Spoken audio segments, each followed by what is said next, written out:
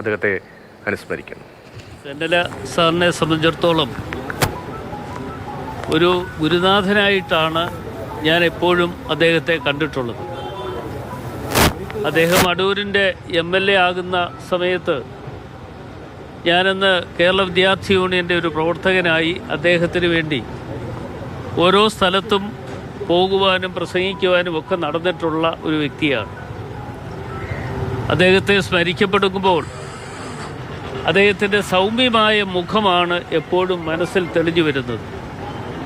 ആ സൗമ്യമായ മുഖം എൻ്റെ മനസ്സിൽ തെളിഞ്ഞു വരുന്നു എന്ന് പറയുമ്പോൾ അദ്ദേഹം ഈ പാർട്ടിയെ എത്രമാത്രം ശക്തമാക്കുവാൻ വേണ്ടി പ്രവർത്തിച്ചു എന്നുള്ളത് ഏറ്റവും സ്മരണീയമായ ഒരു കാര്യമായി ഞാൻ കാണുകയാണ്.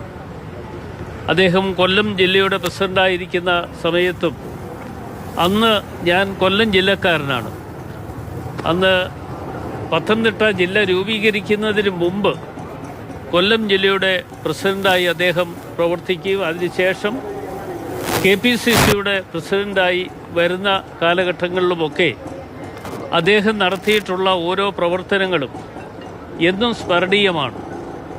ഞാൻ 96 MLA ആയതിനു ശേഷം 98 അദ്ദേഹത്തോടൊപ്പം പ്രവർത്തിക്കുവാനുള്ളൊരു വലിയ ഭാഗ്യം എന്നെ സംബന്ധിച്ചിടത്തോളം ലഭിച്ചിട്ടുള്ളത്. തെന്നല ബാലകൃഷ്ണപിള്ളയെ അനുസ്മരിക്കുകയായിരുന്നു അടൂർ പ്രകാശ്.